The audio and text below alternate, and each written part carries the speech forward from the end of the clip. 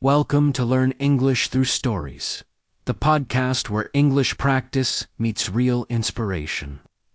Here, you'll improve your listening and speaking skills while discovering the powerful journeys of world changers and icons. From Nelson Mandela's courage to Taylor Swift's creativity, from Oprah Winfrey's wisdom to J.K. Rowling's persistence and Steve Jobs' vision. Each story brings you motivation and simple English learning practice at the same time. So, relax, listen closely, and let these stories guide you on your journey to English fluency. Let's begin with the story of Nelson Mandela, man whose courage and determination changed not only his life, but the future of an entire nation. What does it mean to fight for freedom? What does it mean to stand for justice, even when it costs you everything? And what does it mean to forgive the very people who hurt you? Today, we will discover the life of Nelson Mandela, a man who spent 27 years in prison, but walked out not with anger, but with hope. A man who became the voice of his people and a symbol of peace for the whole world. Welcome, my friend, to the Gentle English Podcast. In this episode, you will learn English through one of the greatest success stories in human history, the story of Nelson Mandela. As you listen, I want you to not only practice English, but also think about your own courage, your own struggles, and the power of forgiveness in your life. So let us begin. Nelson Mandela was born in 1918 in a small village in South Africa. His birth name was Rowling Mandela, which in his local language means pulling the branch of a tree, or sometimes translated as troublemaker. Little did anyone know how true that name would become.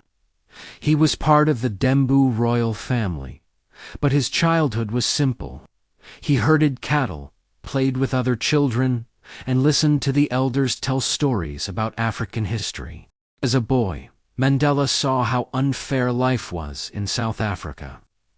Black South Africans were treated as second-class citizens in their own land. They could not vote. They could not move freely. They had fewer rights than white citizens. This system was called apartheid, meaning separateness. It was a cruel system of racial segregation, where black and white people were forced to live apart. Mandela was determined to change this. He studied hard, went to school, and later became a lawyer. He wanted to fight for the rights of his people through law and justice. In the 1940s, he joined the African National Congress, or ANC, an organization fighting against apartheid. At first, he believed in peaceful protest. He organized marches, boycotts, and demonstrations, but the government responded with violence. Peaceful protesters were beaten, arrested, even killed. Mandela realized that words alone were not enough.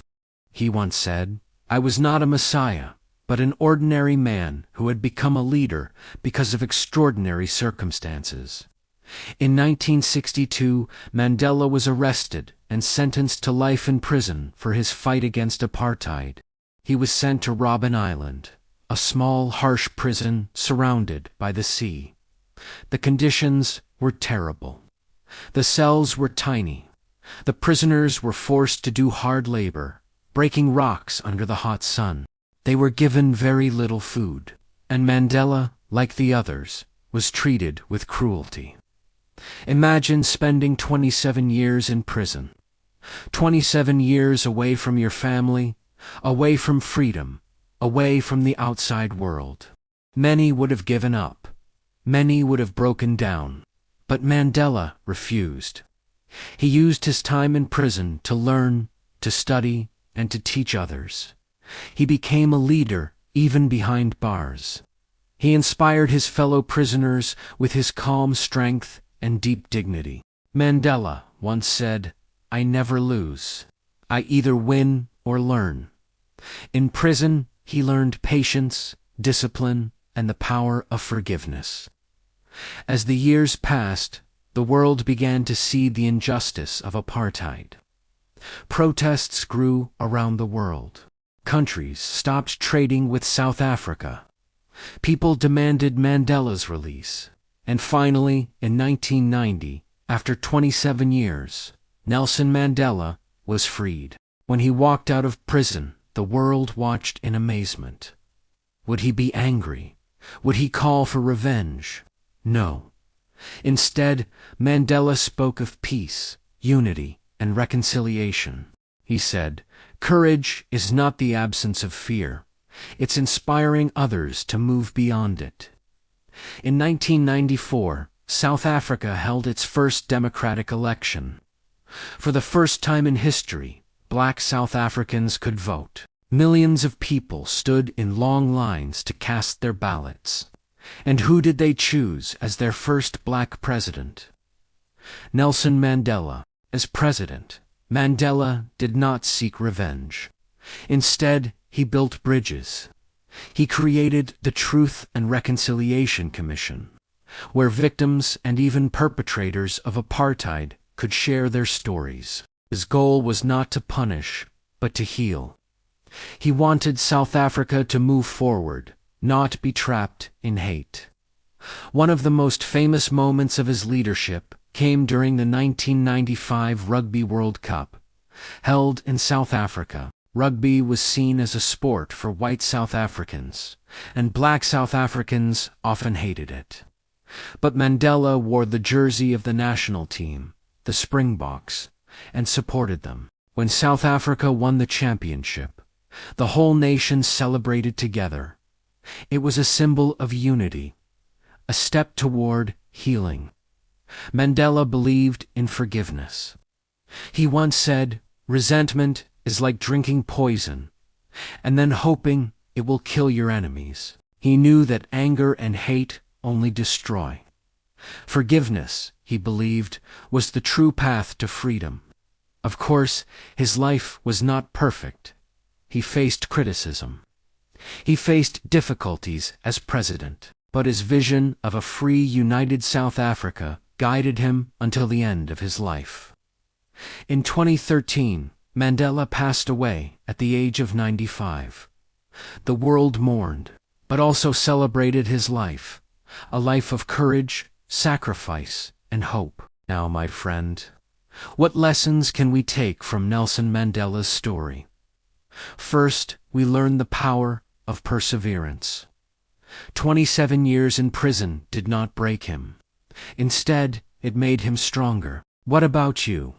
What challenges do you face that sometimes feel too heavy? Can you find the strength to keep going, even when it's hard? Second, we learn the power of forgiveness. Mandela could have chosen revenge, but instead, he chose reconciliation. What about you? Is there someone you need to forgive? Is there anger in your heart that holds you back? Remember, forgiveness is not weakness. It is strength. Third, we learn that one person can change the world. Mandela once said, "It always seems impossible until it's done." At first, freedom in South Africa looked impossible.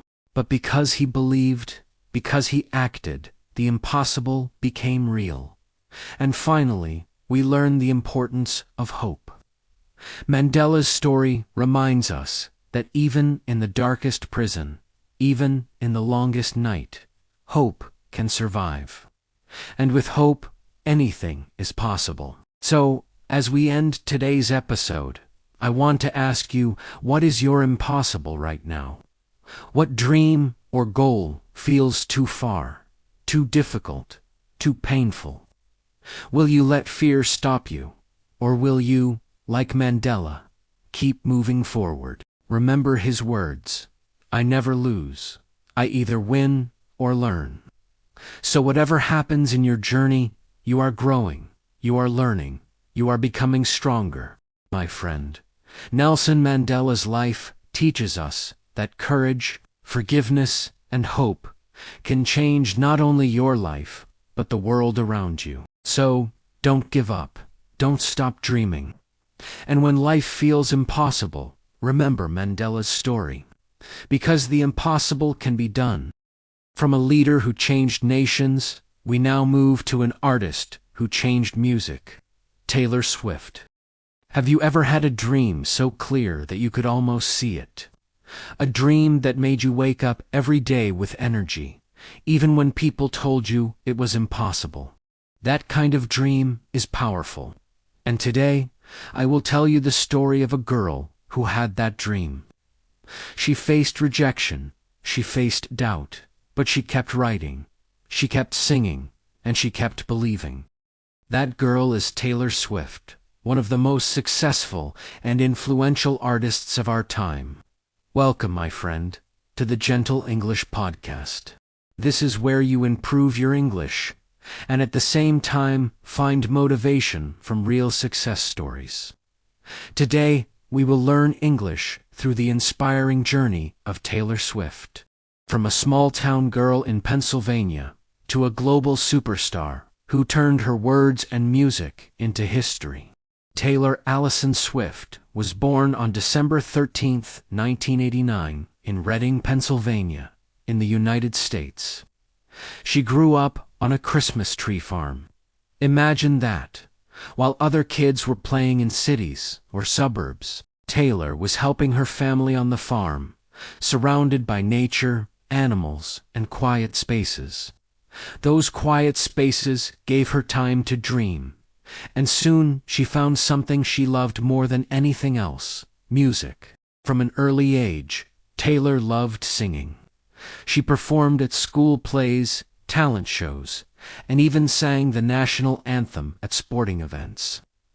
But she wasn't just singing. By the age of 12, she had learned to play guitar, and soon she began writing her own songs. Songwriting became her passion.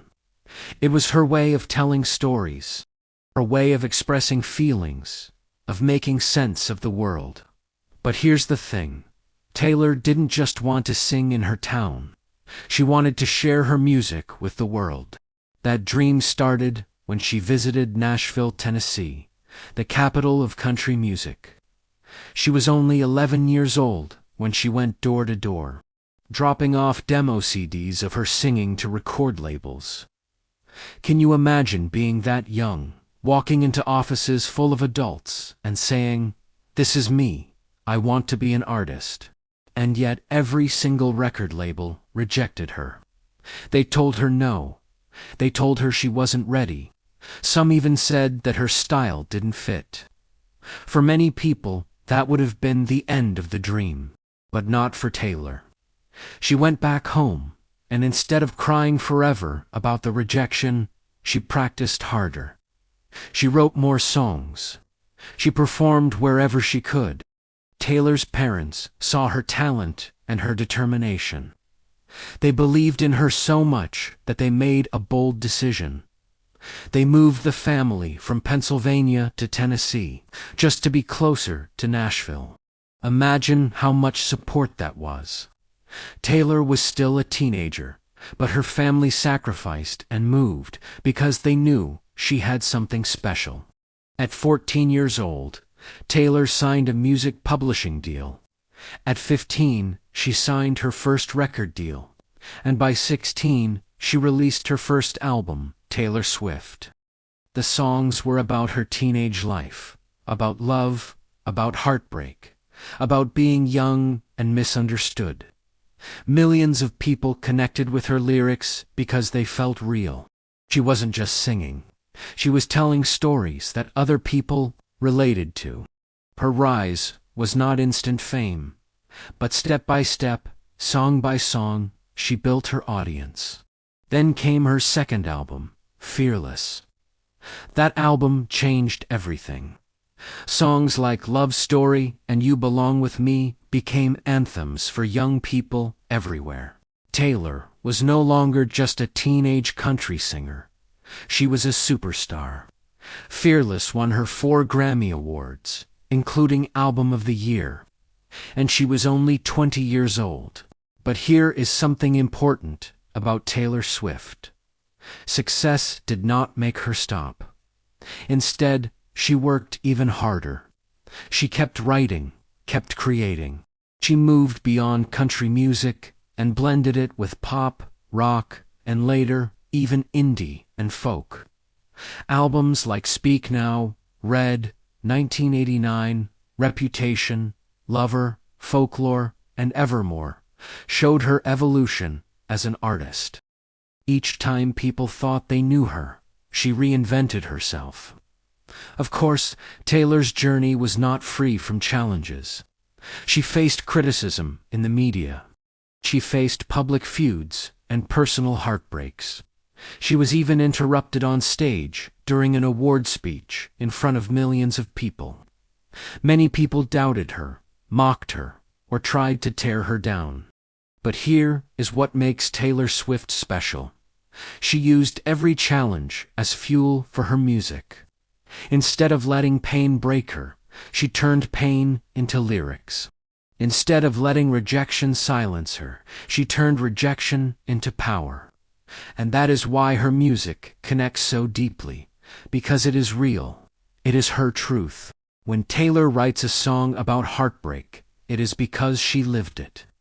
When she sings about resilience, it is because she fought for it. When she sings about dreaming big, it is because she dared to. Taylor Swift also showed the world the importance of standing up for yourself.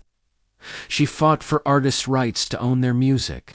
She stood up for women in the industry. She spoke out about issues that mattered to her, even when it was risky. She showed that being an artist is not just about singing, it is about having a voice and using it. Now, what can we learn from Taylor Swift's story? First, never let rejection define you. At 11 years old, she was rejected by every record label in Nashville. If she had stopped there, the world would never have heard Love Story, Shake It Off, or All Too Well. Rejection is not the end. It is only the beginning if you keep going. Second, turn your pain into power. Taylor took heartbreaks, criticisms, and disappointments and turned them into songs. You can do the same in your life. Instead of letting pain destroy you, let it become your fuel. Third, keep evolving. Taylor never stayed the same. From country to pop to indie, she kept growing, kept exploring. In life, we must also evolve, learn, and adapt.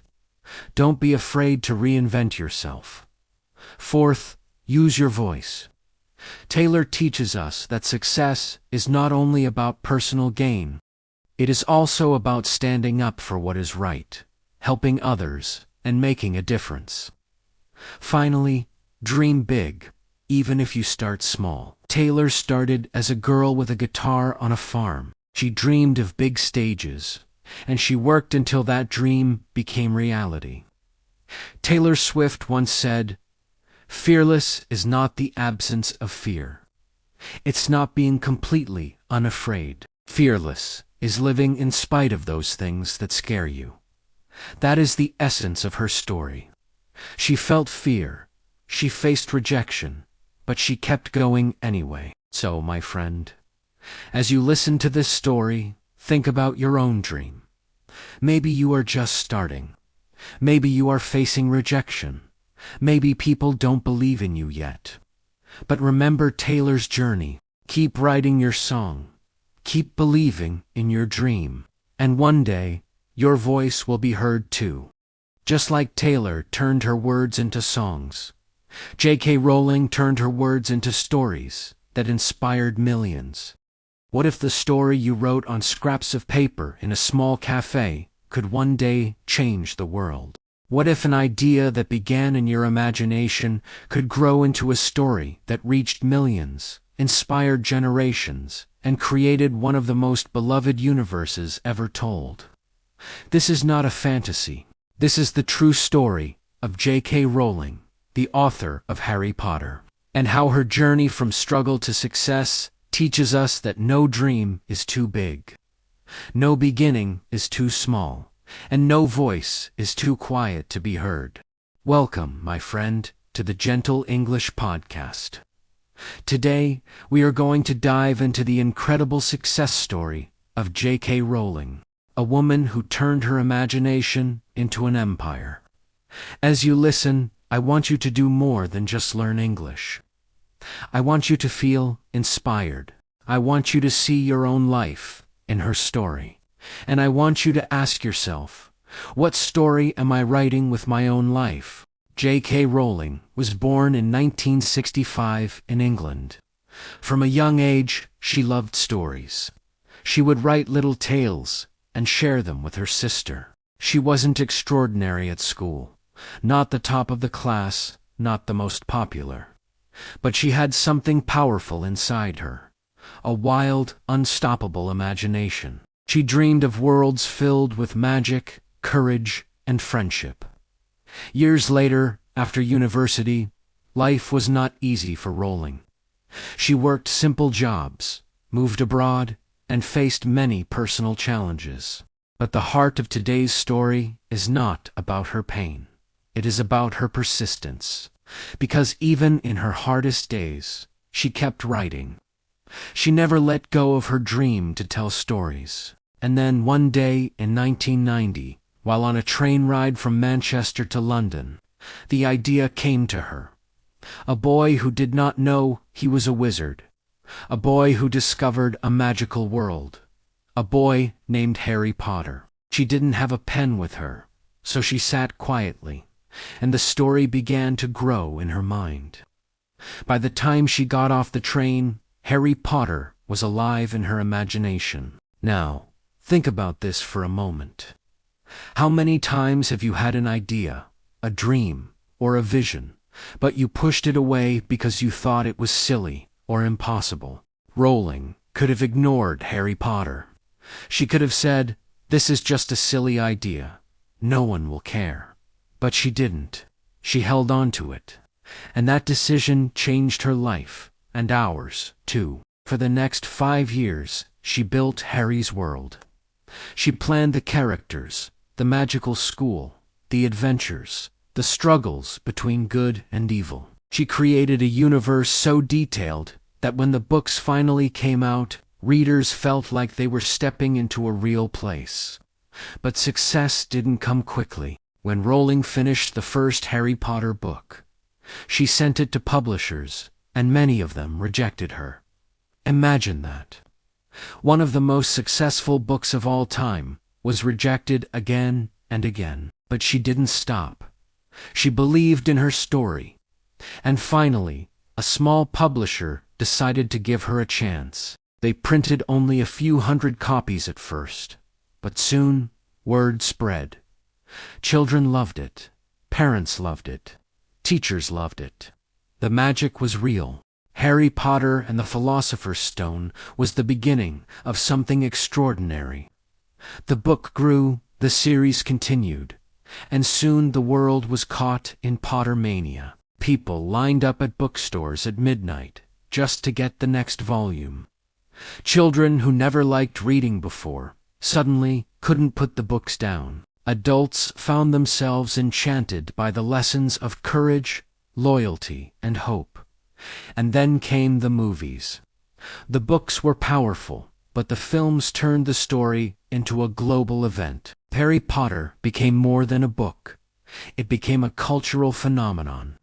It shaped childhoods, inspired fan communities, and made J.K. Rowling one of the most successful authors in history. But here's the heart of the lesson. Rowling didn't start with money.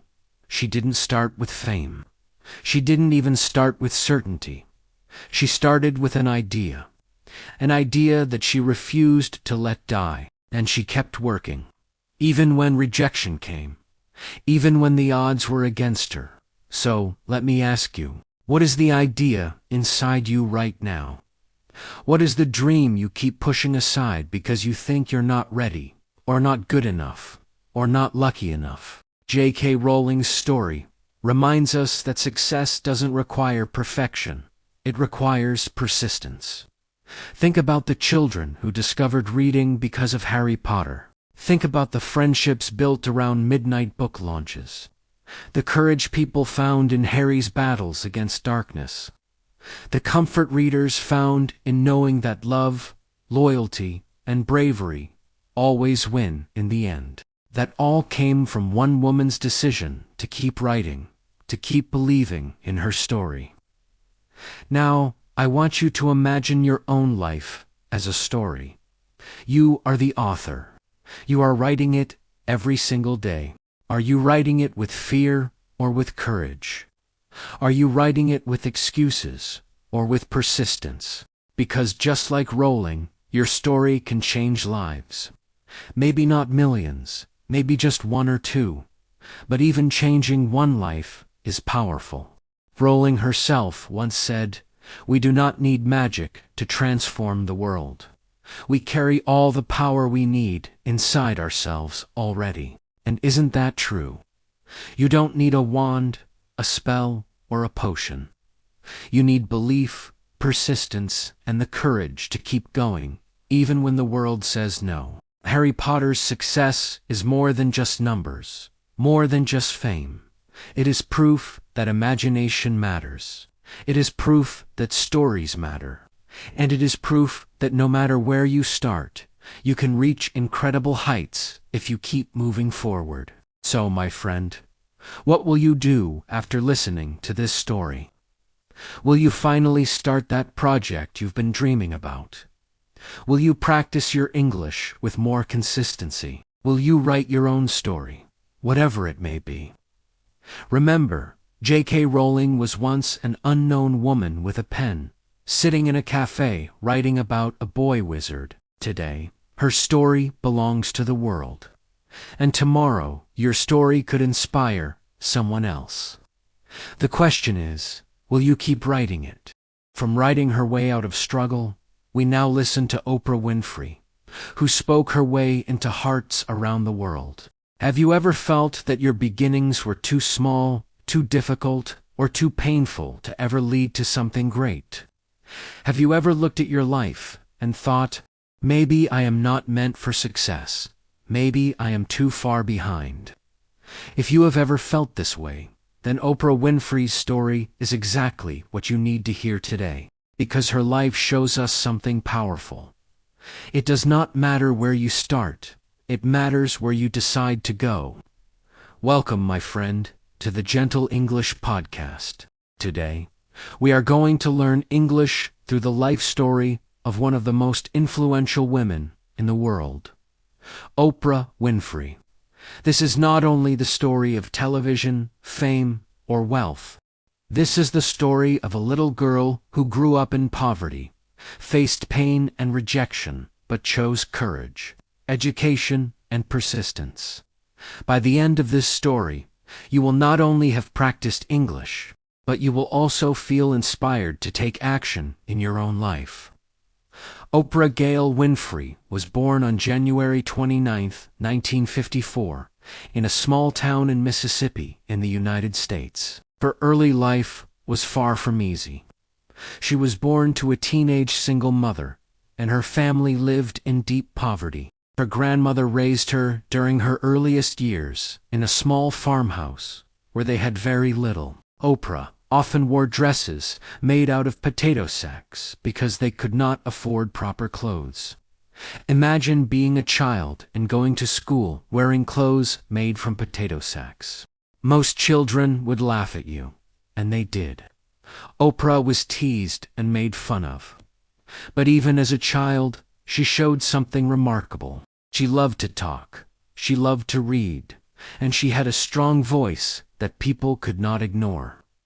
By the time she was 3 years old, Oprah was already reciting Bible verses in her church. People noticed her natural gift for speaking. It was as if words came alive when she spoke them. Even in the middle of poverty, even when life seemed unfair, there was a light inside her that refused to be hidden. But life tested her again and again. When Oprah was 6 years old, she moved to Milwaukee to live with her mother. Those years were very painful. Her mother was often busy with work and struggled to raise her children. Oprah felt alone, abandoned, and vulnerable. Even worse, during her childhood, She suffered abuse from people she trusted. By the age of 14, she had gone through experiences that could have broken her forever. She even became pregnant as a teenager, but sadly, her baby died shortly after birth. At that point, many would have given up. Many would have accepted a life of despair. But Oprah's story was just beginning. Her father, Vernon Winfrey, a strict but caring man, decided to take her in, and this was a turning point. Vernon believed in discipline, education, and hard work. He made sure Oprah read books, studied, and spoke properly.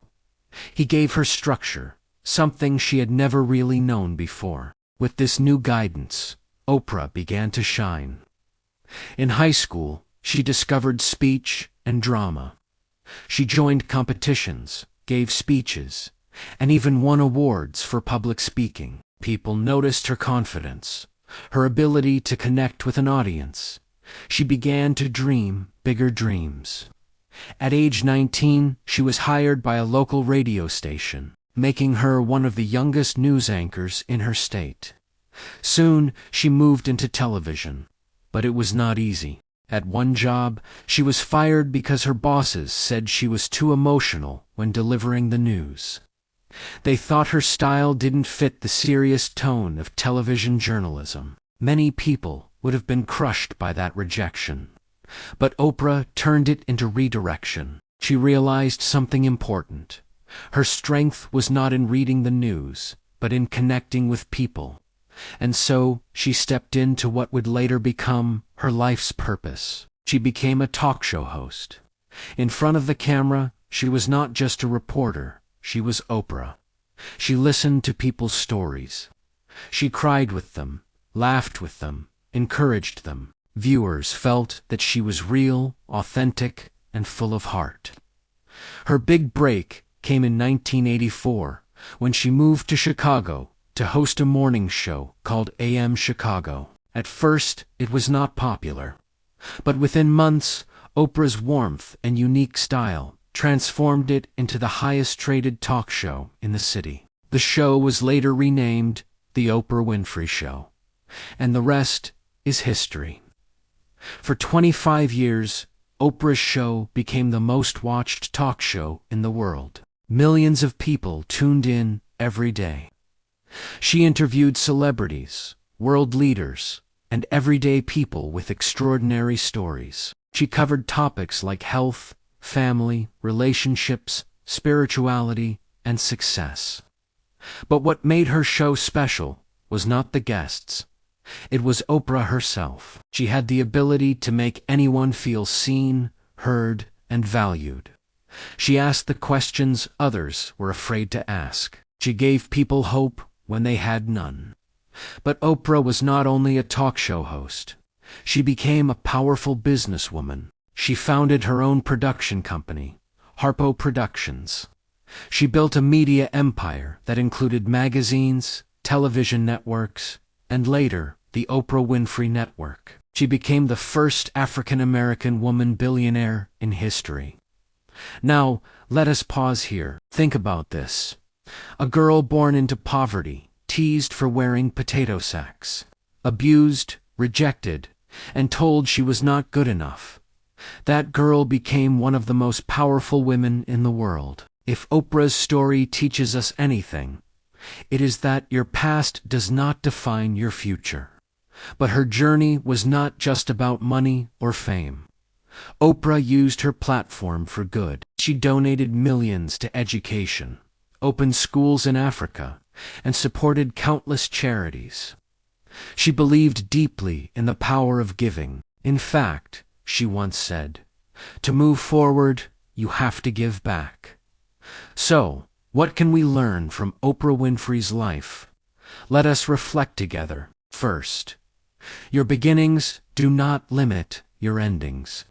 You may start in poverty, in pain, in rejection, but your start does not have to be your finish. Like Oprah, you can rise higher. Second, rejection is not the end. Oprah was fired, told she was not good enough.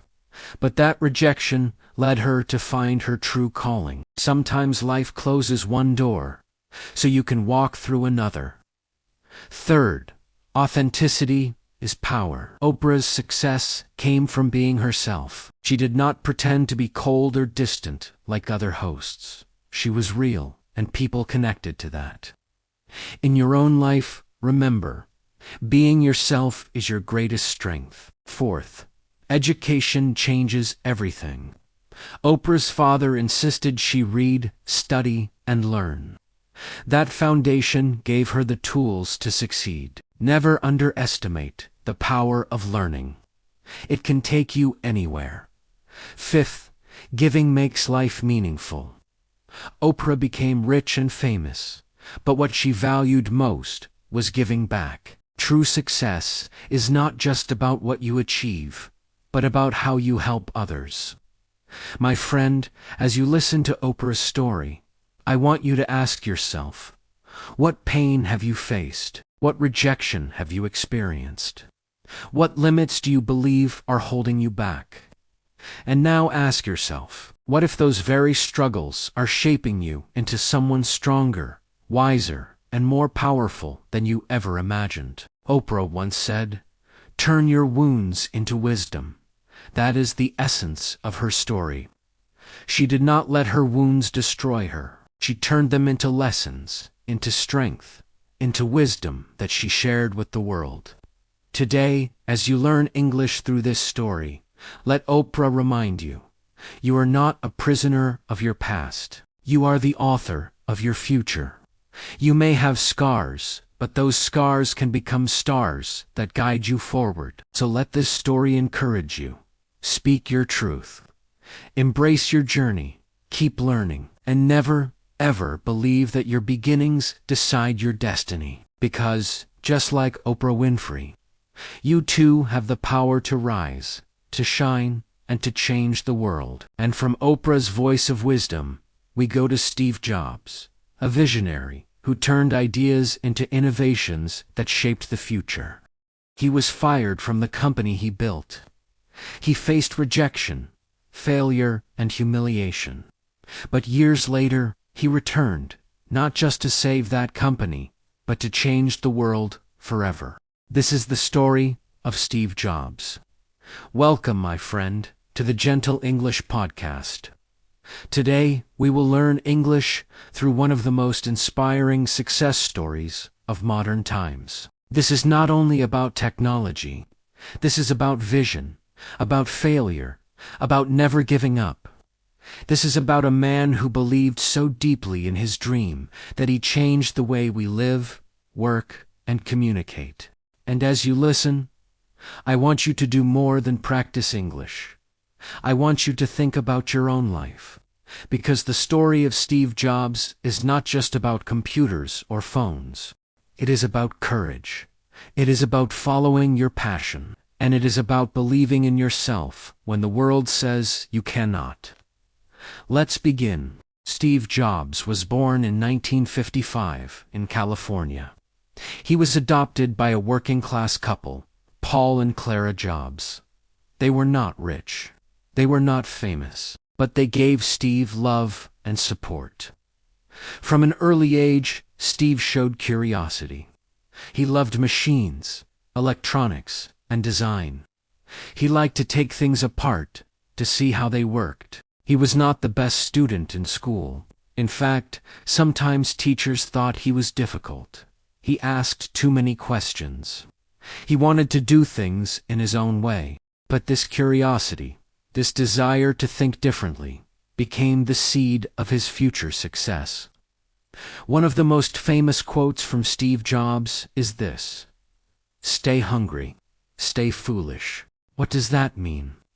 It means never stop being curious, never stop learning, never stop chasing ideas, even if they look strange or foolish to others. As a teenager, Steve met another young man named Steve Wozniak.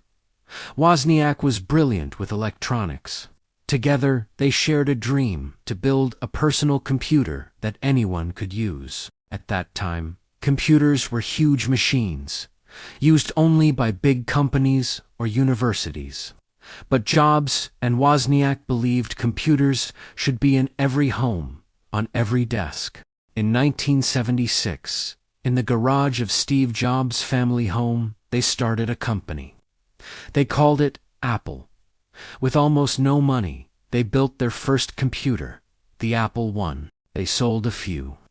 Then came the Apple II, which became one of the first successful personal computers in the world. Suddenly, Apple was a real company, and Steve Jobs was seen as a young visionary.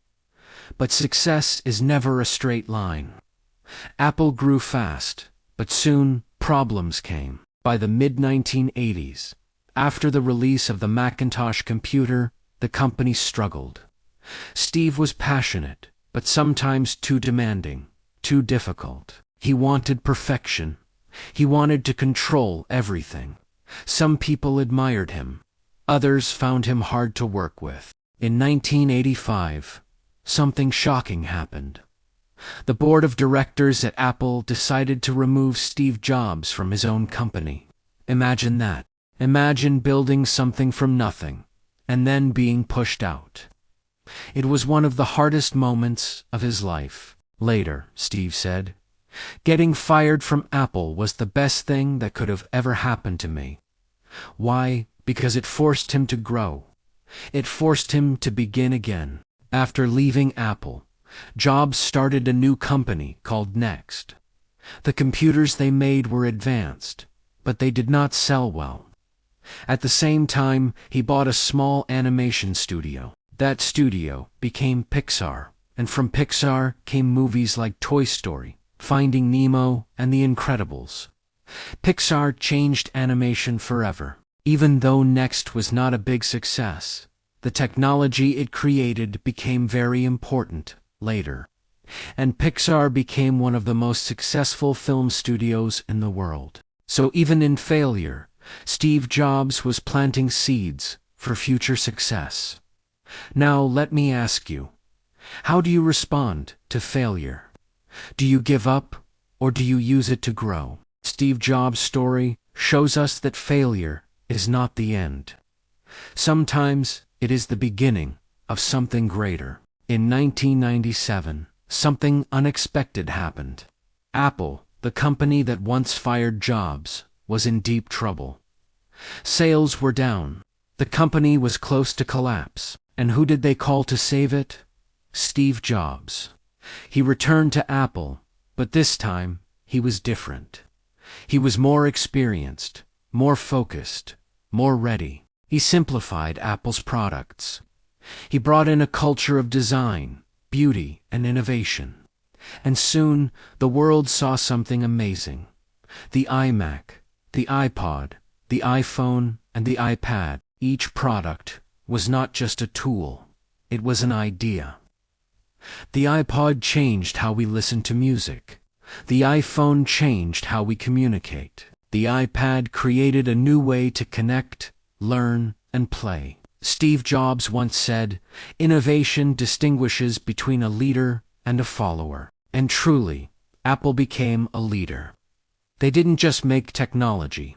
They made technology beautiful, simple, and human. But the most inspiring part of Steve's story is not just the products, it is the way he thought. He believed that technology and art should live together. He believed that design was as important as function. He believed that people don't just buy products, they buy experiences, emotions, and dreams. Jobs once said, "The people who are crazy enough to think they can change the world are the ones who do." He lived by that idea. He was not afraid to be different, to take risks, to dream big. Now I want you to pause and reflect. What about you? What dream do you have that others might call crazy? What idea do you keep inside but are afraid to share? Steve Jobs teaches us that sometimes being different is your greatest strength. Of course, his life was not without struggle. In 2003, Jobs was diagnosed with cancer. He continued to work, to lead, to create, even while fighting illness. He showed determination until the very end. In 2011, Steve Jobs passed away. But his vision, his spirit, his words remain with us. Think about it. One man who started in a garage changed music, phones, computers, movies, and even the way we think about design. That is the power of vision. That is the power of persistence. So what lessons can we take from Steve Jobs' life? First, follow your passion, Jobs said. The only way to do great work is to love what you do. If you don't love it, you won't push through the hard times. Second, don't fear failure. Being fired from Apple could have destroyed him, but instead it prepared him for greater success. Failure is not the end. It is part of the journey. Third, think differently. Don't just follow the crowd. Don't just do what everyone else does. Innovation comes from courage, from daring to ask, what if? And finally, leave a legacy. Jobs didn't just build products. He built a way of thinking, a way of creating, a way of inspiring. His influence will last for generations. Now I want to ask you, what is the legacy you want to leave? Maybe it's not as big as Apple. Maybe it's not about technology. Maybe your legacy is being a kind parent, a good teacher, a brave student, a helpful friend. But no matter how small it may seem, your story matters. Your life is your creation. You are the designer. You are the visionary. So, as we end today's episode, I want to leave you with Steve Jobs' most famous words. Spoken to students at Stanford University, stay hungry, stay foolish. Stay hungry means never stop learning, never stop dreaming, never stop reaching for more. Stay foolish means don't be afraid to try, to risk, to look different. So, my friend, what about you? Will you stay hungry? Will you stay foolish? Will you dare to dream big and take action? The world is waiting for your story. Don't wait for the perfect time. Start now. Because just like Steve Jobs, you too can change the world in your own way. Thank you for listening to Learn English Through Stories. Every story is not only about great people, it's also about your own journey to grow in English and in life. If you enjoyed this episode, keep practicing, keep listening, and come back for more inspiring stories that will help you become confident in English, step by step. See you in the next episode.